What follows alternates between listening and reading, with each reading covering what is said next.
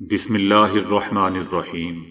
السلام علیکم دوستو، دنیا بھر کی خبروں میں آج آپ سنیں گے، لیکن اس سے پہلے اگر ہو سکے تو لائک اور سبسکرائب کا بٹن ضرور دبا لیں۔ شکریہ۔ روس کے صدر پوٹن اپنے چینی ہم منصب شی جن پنگ کی دعوت پر چائنا کے دورے پر پہنچ کے اس سال مارچ میں 5ویں بار صدر منتخب ہونے کے بعد دوستو یہ ان کا کسی بیرون ملک کا پہلا دورہ ہے۔ روسی صدر کا چینی صدر نے پرتپاک استقبال کیا۔ دونوں ممالک کے ترانے بجائے گئے۔ Great hall of the people کے باہر ایک شاندار استقبالیہ تقریب رکھی گئی۔ صدر شی جن پنگ نے اپنے پرانے دوست پیوٹن کو بتایا کہ دنیا میں انصاف کو برقرار رکھنے کے لیے روس کے ساتھ مل کر کام کرنے کے لیے تیار ہیں اور چائنا روس تعلقات امن کے لیے سازگار ہیں۔ دوستو، چائنا اور روس کے درمیان موجودہ خوشگوار تعلقات کے قیام کے لیے سخت محنت کی طویل کہانی ہے اور دونوں فریق ان تعلقات کو مزید مستحکم کرنے میں اپنا اپنا کردار ادا کر رہے ہیں۔ دونوں ممالک کے درمیان سفارتی تعلقات کے 75 سال مکمل ہونے کے بعد خصوصی تقریب میں شرکت کریں گے۔ دوستو، یاد رہے کہ اس دورے کی اہمیت اس لیے بھی بڑھ جاتی ہے کہ یوکرین جنگ کے بعد سے چائنا اور روس کی تجارت میں اضافہ ہوا ہے اور یہ $240 بلین تک پہنچ چکی ہے۔ سپریم کورٹ میں نیب ترامیم کیس میں وفاقی حکومت کی جانب سے دائر اپیل پر سماعت کے دوران دوستو پاکستان تحریک انصاف کے بانی عمران خان چیف جسٹس قاضی فائز عیسیٰ کے ریمارکس پر مسکرا دیے۔ دوران سماعت وفاقی حکومت کے وکیل مخدوم علی خان نے دلائل دیتے ہوئے کہا کہ عدالت نے اپنے فیصلے میں 2022 کی ترامیم کالعدم قرار دی تھیں۔ چیف جسٹس قاضی فائز عیسیٰ نے ریمارکس دیے کہ تو آپ ٹیکنیکل اعتراض اٹھا رہے ہیں۔ وکیل مخدوم علی خان بولے کہ یہ ٹیکنیکل اعتراض بھی موجود ہے۔ چیف جسٹس نے زیر لب مسکراتے ہوئے ریمارکس دیے کہ ہم ان سوالات پر عمران خان سے جواب لیں گے۔ عمران خان یہ نکات نوٹ کر لیں۔ ویڈیو لنک پر موجود عمران خان نے چیف جسٹس کو زیر لب مسکراتے دیکھا تو وہ بھی نہ رہ سکے اور منہ پر ہاتھ رکھ مسکرا دیے۔ دوستو، یاد رہے کہ چیف جسٹس قاضی فائز عیسیٰ کی سربراہی سپریم کورٹ کے 5 رکنی لارجر بینچ نے نیب ترامیم کیس میں وفاقی حکومت کی جانب سے دائر اپیل پر سماعت کی۔ نیب ترامیم کیس میں آج سماعت کے لیے عمران خان ویڈیو لنک کے ذریعے عدالت میں پیش ہوئے تھے۔ بعد ازاں عدالت نے کیس کی سماعت غیر معینہ مدت کے لیے ہی ملتوی کر دی۔ دبئی میں دوستو غیر ملکیوں کی تقریباً $400 ارب کی جائیدادوں کا انکشاف ہوا ہے، جس میں پاکستانیوں کی بھی $11 ارب کی جائیدادیں شامل ہیں۔ پراپرٹی لیکس میں دنیا کی کئی سیاسی شخصیات، حکومتی اہلکاروں اور ریٹائرڈ سرکاری افسروں کے نام شامل ہیں۔ پاکستانیوں کی دبئی میں $11 ارب کی جائیدادیں ہیں۔ دبئی میں جائیدادیں خریدنے والے غیر ملکیوں میں دوستو پاکستانیوں کا دوسرا نمبر ہے۔ پراپرٹی لیکس میں انکشاف ہوا ہے کہ 17,000 پاکستانیوں نے دبئی میں 23,000 جائیدادیں خرید رکھی ہیں۔ پراپرٹی لیکس میں صدر آصف علی زرداری کے 3 بچوں کے نام بھی شامل ہیں۔ سابق صدر جنرل ریٹائر پرویز مشرف کا نام بھی دبئی کی جائیداد کے مالکوں کی فہرست میں شامل ہے۔ پراپرٹی لیکس میں سابق وزیر اعظم شوکت عزیز کا نام بھی شامل ہے۔ 1 درجن سے زیادہ ریٹائرڈ سرکاری افسروں، 1 پولیس چیف، 1 سفارتکار اور 1 سائنسدان کا نام بھی پراپرٹی لیکس میں شامل ہے۔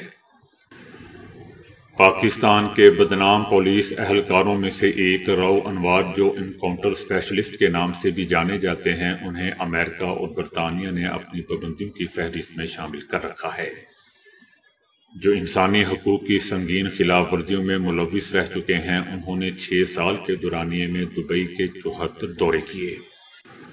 پولیس کے سینئر سپرنٹینڈنٹ کی حیثیت سے ان کی تنخواہ معقول یعنی دوستو $95,000 ماہانہ ہوگی۔ لیکن رو انوار کے خاندان کے افراد کو دبئی میں جائیدادوں کے مالکان کے طور پر ظاہر کرتی ہے۔ ان کی اہلیہ کے نام 5 جائیدادیں منسوب ہیں، ان میں سے 2 جائیدادیں رو انوار اہلیہ اور بیٹے کی مشترکہ ملکیت میں ہے۔ سمینہ انوار احمد اب بھی دبئی ہل اسٹیٹ کی ایگزیکٹو ریزیڈنس 2 میں 2 بیڈ روم پر مشتمل ایک اپارٹمنٹ کی مالک ہے، جسے 2021 کے آخر میں تقریباً $5 لاکھ میں خریدا گیا تھا، جو پاکستانی روپوں میں 14 کروڑ روپے بنتی ہے۔ پولیس کے ریکارڈز کے مطابق راؤ انوار 2011 سے 2018 کے دوران 745 انکاؤنٹرز میں ملوث رہ چکے ہیں، جن میں کم از کم 444 افراد ہلاک ہوئے۔ ترکیہ نے گزشتہ شب غزہ کی پٹی میں رفح شہر پر اسرائیل کے حملوں کو ناقابل قبول قرار دے دیا۔ ترکیہ کا کہنا ہے کہ غزہ میں جنگ بندی کی ضرورت ہے۔ اس پٹی پر انسانی امداد کی ترسیل میں موجود رکاوٹوں کو برطرف کیا جانا چاہیے۔ صہیونی رجیم نے مغرب اور امریکہ کے کندھوں پر جو بوجھ ڈالا ہوا ہے، اس میں بری طرح اضافہ ہو چکا ہے۔ ترکیہ کا کہنا ہے کہ ہمیں چاہیے کہ ہم اسرائیل سے پوچھیں کہ کیا اسے 1967 میں بننے والی بارڈر لائن قبول ہے۔ دوستو، یاد رہے کہ اس سے پہلے ترکیہ کے صدر رجب طیب اردوان بھی کہہ چکے ہیں کہ یہ مت سمجھیں کہ اسرائیل غزہ میں جارحیت کے بعد سکون سے بیٹھ جائے گا۔ اگر اسے روکا نہ گیا تو یہ جلد یا دیر ترکیہ کو بھی ہدف بنائے گا۔ رجب طیب اردوان نے اس امر کی وضاحت کی کہ ہم اپنی سرزمین کی حفاظت کے لیے حماس کے ساتھ کھڑے ہیں اور ترکیہ کی حفاظت کر رہے ہیں۔ ہم اس حمایت کو جاری رکھیں گے۔ پرینکا گاندھی نے بی جے پی کو ہدف تنقید بناتے ہوئے کہا ہے کہ مودی حکومت عوام کے تئیں قطعی جواب دہ نہیں ہے اور یہ صرف عوام کو مذہب کے نام پر گمراہ کر کے ووٹ حاصل کرتی ہے۔ مودی حکومت کی پالیسیوں کی وجہ سے ہر چیز یومیہ مہنگی سے مہنگی تر ہوتی جا رہی ہے۔ ان کا کہنا تھا کہ مودی حکومت نے امیروں کا قرض معاف کیا، ان کے وزراء کے بیٹوں نے کسانوں کو گاڑیوں سے کچل دیا، اس حکومت نے کسانوں کا قرض معاف نہیں کیا۔ ان کا مزید کہنا تھا کہ بی جے پی والے آئین کو تبدیل کرنے کی بات کرتے ہیں۔ راہل گاندھی سچا، سادہ اور ایماندار لیڈر ہے۔ ان کا کہنا تھا کہ آج بھارت میں 70 کروڑ لوگ بے روزگار ہیں۔ امیر اور غریبوں کے درمیان کھائی بڑھتی جا رہی ہے۔ ان کا کہنا تھا کہ سڑکوں، بجلی اور پانی کی جیسی سہولیات میسر ہونی چاہیے، ویسے نہیں ہیں۔ ملک کے غریب لوگ جیسے کہ عام لوگ، نوجوان اور کسان کافی غصے میں ہیں۔ سپریم کورٹ نے عمران خان کی تصویر سوشل میڈیا پر وائرل ہونے کی تحقیقات شروع کر دی۔ نیب ترامیم کیس میں عمران خان کی اڈیالہ جیل سے ویڈیو لنک پر بھی پیشی ہوئی،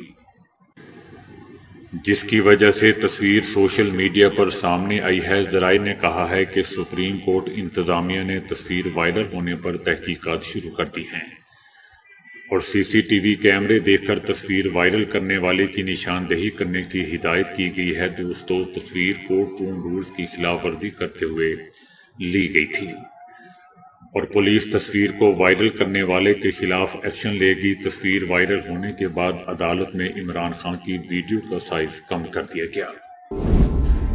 اسرائیلی میڈیا چیخ کر انکشاف کر رہا ہے کہ اسرائیل کو فوجیوں کی شدید کمی کا سامنا ہے۔ غزہ اور دیگر محاذوں پر اسرائیلی جنگ نے فوجیوں کی کمی پیدا کر دی ہے۔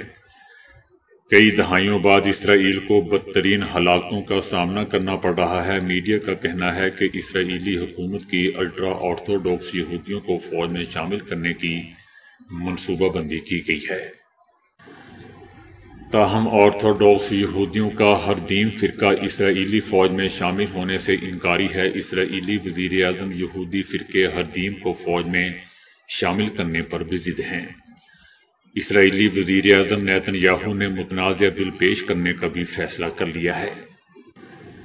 یہودی ہردیم اسرائیل کی آبادی کا 13% ہے۔ یہودیوں کا فرقہ ہردیم صرف مذہبی تعلیم حاصل کرتے ہیں اور یہ خاندانی منصوبہ بندی کے بھی خلاف ہیں۔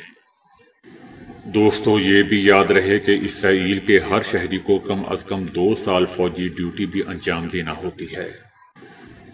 اسرائیلی مرد اور خواتین کو عام طور پر 18 سال کی عمر میں فوج میں بھرتی کیا جاتا ہے۔ اسرائیلی مرد 32 ماہ اور خواتین 24 مہینے کی فوجی ڈیوٹی کرتے ہیں، جبکہ اسرائیلی ہردیم آبادی فوج میں شمولیت سے ہی انکار کر دیتی ہے۔ سعودی عرب نے کہا ہے کہ منی لانڈرنگ اور تخریب کاری بڑے خطرات ہیں، ان سے نمٹنے کے لیے بین الاقوامی تعاون کی ضرورت ہے۔ سعودی عرب کا کہنا ہے کہ سلامتی اور اقتصادی حالات کی اہمیت پر ہم زور دیتے ہیں اور منی لانڈرنگ اور تخریب کاروں کی مالی معاونت کی سرگرمیاں دنیا کو لاحق بڑے خطرات میں سے ایک ہے۔ ان خطرات سے نمٹنے کے لیے مؤثر بین الاقوامی تعاون کی ضرورت ہے۔ حماس کے سربراہ اسماعیل ہانیہ نے اسرائیل کو موجودہ تعطل کا ذمہ دار ٹھہراتے ہوئے کہا ہے کہ سازشوں کی طرف سے پیش کی گئی جنگ بندی کی تجویز میں ان کی ترامی مذاکرات کے خاتمے کا باعث بنی۔ ان کا کہنا تھا کہ جنگ کے بعد غزہ کی پٹی کا انتظام کچھ ایسا ہے جس کا فیصلہ حماس قومی برادری کے ساتھ کرے گی، اور حماس جنگ کو روکنے میں کوئی کسر اٹھا نہیں رکھے گی۔ ہم جنگ روکنے کے لیے ثالث ممالک کے ساتھ مل کر کام کریں گے۔ دوسری طرف اسرائیلی وزیر اعظم نیتن یاہو نے کہا کہ جنگ کے بعد کے دن کے انتظامات کے بارے میں بات کرنے کا کوئی فائدہ نہیں ہے۔ جب تک کہ حماس غزہ میں برسر اقتدار رہے گی تو کوئی بھی فیصلہ وہی کرے گی۔ پاکستانی قومی ٹیم کے سابق اوپنر سعید انور خواتین سے متعلق متنازع بیان دینے پر سوشل میڈیا پلیٹ فارم پر تنقید کا نشانہ بن رہے ہیں۔ ان کی ایک ویڈیو وائرل ہو رہی ہے جس میں وہ ملازمت پیشہ خواتین کے باہر کام کرنے پر انہیں تنقید کا نشانہ بنا رہے ہیں اور طلاق کی بڑی وجہ قرار دے رہے ہیں۔ ان کا کہنا تھا کہ میں پوری دنیا گھوم کر آ رہا ہوں، ابھی آسٹریلیا سے آیا ہوں، نوجوان رل رہے ہیں، میاں بیوی میں لڑائی جھگڑے ہو رہے ہیں، اتنے حالات خراب ہو گئے ہیں کہ انہوں نے خواتین کو کمائی پر لگا دیا ہے۔ ان کا کہنا تھا کہ آسٹریلیا کے میئر نے مجھ سے کہا کہ جب سے ہم نے اپنی عورتوں کو کمائی پر لگایا ہوا ہے ہمارا کلچر ہی برباد ہو گیا ہے۔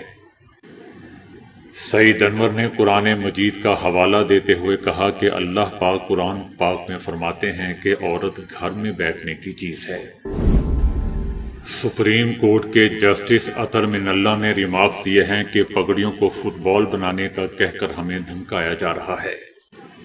سپریم کورٹ میں نیب ترامیم کالعدم قرار دینے کے خلاف انٹرا کورٹ اپیلوں پر دوستو سماعت ہوئی۔ چیف جسٹس پاکستان نے ریمارکس دیے کہ یہ تو بڑا تعجب ہے کہ نیب ترامیم کیس 53 سماعتوں تک چلا گیا، جبکہ میں نے الیکشن والا کیس سنا تو 22 دن میں الیکشن کا انعقاد یقینی بنایا۔ جسٹس اطہر من اللہ نے کہا کہ ہمیں کہا جا رہا ہے کہ پگڑیوں کو فٹ بال بنائیں گے، ایسا کہنے والے در حقیقت خود کو ایکسپوز کر رہے ہیں۔ کیا آپ اپنی پراکسیز کے ذریعے ہمیں دھمکا رہے ہیں؟ سینیٹر فیصل واڈا نے کہا ہے کہ عدلیہ میں مداخلت کا ثبوت ہے تو پیش کرے ورنہ ابہام پڑ رہا ہے۔ شواہد یا ثبوت کے بغیر عدالت کارروائی نہیں کرتی۔ میری پگڑیاں اچھالی گئیں، اب پاکستان کی پگڑی جو اچھالے گا ان کی پگڑیوں کا فٹ بال بنائیں گے۔ اداروں کو نشانہ بنانا بند کریں، کافی ہو گیا۔ یہاں نیشنل پریس کلب میں پریس کانفرنس کرتے ہوئے ان کا کہنا تھا کہ سیاستدان اگر دوہری شہریت نہیں رکھ سکتا تو جج کیسے دوہری شہریت کے ساتھ بیٹھے ہیں؟ اگر الزام لگانے والے کے پاس ثبوت نہیں تو اداروں پر الزام نہ لگائیں، اگر شواہد نہیں ہے، سب زبانی ہے تو پھر مسئلہ ہے۔ 15 دن گزر گئے، ہمیں ریکارڈ نہیں مل رہا۔ پاکستان کسی کے باپ کا نہیں ہے، جو میرے لیے ہوگا وہ سب کے لیے ہوگا۔ ان کا کہنا تھا کہ پاکستان اور پاکستانیوں کی قسمت کے فیصلے کر رہے ہیں۔ بارڈر پر فوجی اور پولیس والے جانیں دے رہے ہیں۔ کہاں آئین میں لکھا ہے، آئین اور قانون میں کہاں لکھا ہے کہ جنہوں نے قربانیاں دی ہیں ان کا تمسخر اڑایا جائے؟ فیصل واڈا کا کہنا تھا کہ جسٹس بابر ستار کو 1 سال بعد چیزیں یاد آ رہی ہیں۔ صرف الزامات سے کام نہیں چلے گا، اب الزامات کے شواہد بھی دینا پڑیں گے۔ اگر الزامات کا ریکارڈ نہیں تو تشویش ہوگی۔ پردوں کے پیچھے بات نہ کریں، اگر فوج نہیں ہوگی تو پاکستان بھی نہیں ہوگا، اور فوج کے بغیر پاکستان بھی نہیں بچے گا۔ شہادتوں کی وجہ سے ہم یہاں بیٹھے ہوئے ہیں اور سکون سے ہیں۔ امریکہ میں ایک سکائی ڈائیور 12,000 فٹ کی بلندی پر ڈائیونگ کر رہا تھا کہ اس کی جیب سے اس کا آئی فون گر گیا۔ اتنی زیادہ بلندی سے گرنے کے بعد آئی فون کی کیا حالت ہوئی، دیکھ کر آپ کے لیے یقین کرنا شاید مشکل ہو جائے۔ میڈرو نے جو ہی جہاز سے باہر چھلانگ لگائی اس کی جیب سے اس کا آئی فون نکل کر نیچے جا گرا۔ میڈرو کا کہنا تھا کہ میں نے فائنڈ مائی آئی فون ایپلیکیشن کی مدد سے اپنے آئی فون کی تلاش شروع کی۔ جب مجھے آئی فون ملا تو اس کی سکرین بری طرح ٹوٹ چکی تھی، تاہم فون اب بھی چل رہا تھا۔ میں نے اس کے بعد 2 ہفتے تک اس آئی فون کو استعمال کیا اور تب یہ فون چلتے چلتے اچانک بند ہو گیا۔ میرے اور میرے دوستوں کے لیے یہ بھی بہت حیران کن بات تھی کہ 12,000 فٹ کی بلندی سے گرنے کے بعد بھی میرا آئی فون 2 ہفتے تک کیسے ٹھیک چلتا رہا تھا۔ دوستو، چائے ایک ایسا مشروب ہے جسے دنیا بھر میں پسند کیا جاتا ہے، اور کئی لوگ اس مشروب کو اس حد تک شوقین ہوتے ہیں کہ انہیں کچھ اور خوراک ملے یا نہ ملے، لیکن چائے پیے بغیر ان کا دن شروع نہیں ہوتا۔ ان کی یہ عادت ان کے لیے انتہائی فائدہ مند ثابت ہو رہی ہے، کیونکہ ماہرین کی ایک نئی تحقیق کے مطابق دن میں 2 سے 3 کپ چائے کے پینے سے ہڈیوں میں مضبوطی پیدا ہوتی ہے۔ طبی میگزین آسٹیوپروسس انٹرنیشنل جرنل میں شائع ہونے والی ایک تحقیق کے مطابق ماہرین کا کہنا ہے کہ دن بھر میں 2 سے 3 کپ چائے پینے سے آسٹیوپروسس یعنی ہڈیوں کے کھوکھلا ہونے کے مرض سے تحفظ حاصل ہو سکتا ہے۔ ماہرین کے مطابق تحقیق کے دوران چائے پینے کے عادی افراد کی ہڈیاں ان لوگوں کی نسبتاً زیادہ مضبوط پائی گئیں جو لوگ چائے سے پرہیز کرتے تھے۔ ماہرین کا کہنا تھا کہ اس کی وجہ چائے میں پائے جانے والے بھاری مقدار معدنیات اور کیمیائی اجزاء بھی ہو سکتے ہیں۔ رپورٹ میں یہ بھی کہا گیا ہے کہ تحقیق کے دوران چائے سے کسی اور بیماری میں مبتلا ہونے کے امکانات بھی بہت ہی کم ہوتے ہیں، جبکہ اس کے برعکس ماہرین کا کہنا ہے کہ کافی پینے سے ہڈیوں کی مضبوطی نہیں دیکھی گئی۔ اس کی وجہ یہ ہے کہ کافی جسم سے کیلشیم کے اخراج کا سبب بنتی ہے۔ تو دوستو، ابھی کے لیے اتنا ہی۔ ویڈیو کو لائک اور شیئر کرنے کا بہت بہت شکریہ۔